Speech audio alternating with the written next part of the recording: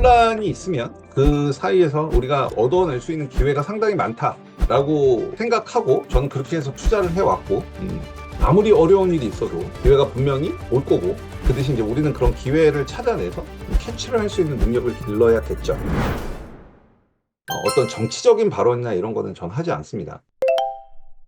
내후년에 지방선거가 있고 서울시장 지방선거가 있죠. 그리고 이제 서울시장이 누가 되느냐 투표를 하게 되는데, 이제 그때 우리가 여론이나 어느 정도 그때 파악을 해서 1년 뒤에 있을 대선까지 감안해서 이제 우리가 투자 전략을 세워야 된다라고 말씀을 드렸죠.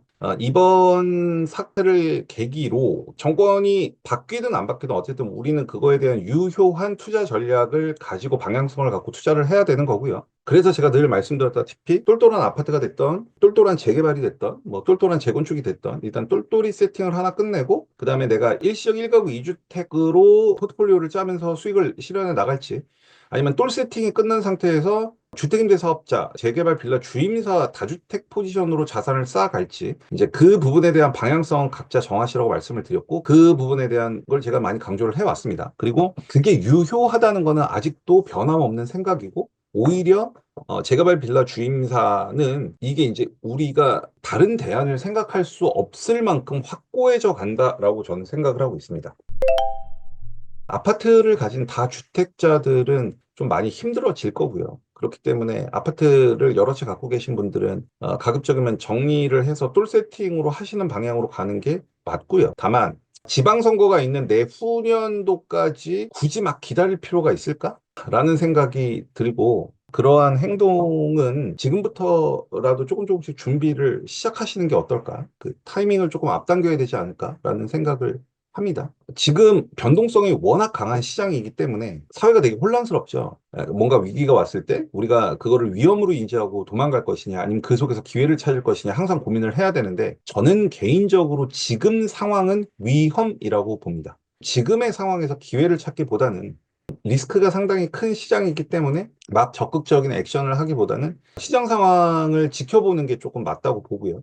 지금 막 내가 막 돈을 넣어서 뭔가를 막 투자하기보다는 일단은 한 달, 두 달 정도는, 적어도 올해는 뭐 10여 얼마 남지도 않았지만 내년 뭐 1월 중순까지는 어떤 액션을 취하기보다는 이 정치판 흐름이 어떻게 되는지를 좀 지켜보는 게 조금 더 올바르지 않나라는 의견을 먼저 드립니다. 그러면 이번 사태를 계기로 오세훈 서울시장은 무슨 생각을 할까라고 좀 고민을 해봤습니다. 오세훈 서울시장이 모아타운이다, 신속통합계획이다 해서 굉장히 많은 업적을 냈다라고 저는 평가를 해요. 왜냐하면 저는 박원순 서울시장 시절에 투자를 많이 했던 사람이기 때문에 재개발 개발지들을 막 후보지들을 여기까지 끌어온 것만 하더라도 저는 나름대로 굉장히 큰 성과라고 생각을 하고, 지금 대부분의 사람들은 어떻게 오세훈 서울시장의 업적을 평가하느냐? 야, 신속통합계획이다, 모아타운이다, 이 이름 벌려놨는데 된 게 뭐가 있어? 라고 하는 게 주류의 평가입니다. 그러니까 저랑은 좀 평가가 다릅니다. 저는 좀 높게 평가를 하고요. 근데 일반적인 평가는 좀 폄하되는 경향이 있다라고 저는 생각을 해요. 근데 그 폄하되는 게 저는 절대 그게 나쁘다라고 생각하지는 않습니다. 그들이 그렇게 평가하면 그들 생각인 거고 저는 그렇게 생각하지 않는 거죠.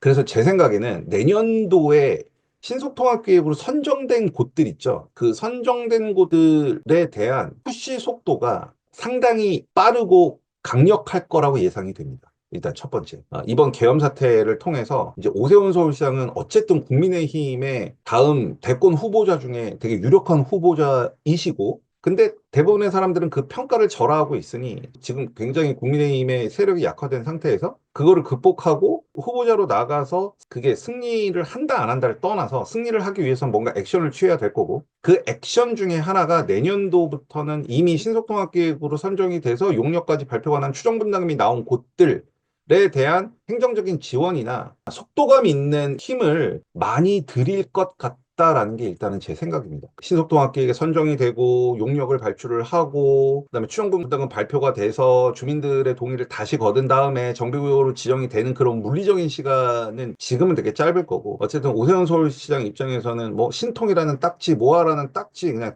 이름 딱지만 붙여놨지 성과는 없지 않느냐라는 여론을 불식시키기 위해서 내년도부터는 좀 지원이 강화되지 않을까라는 게 제 생각입니다.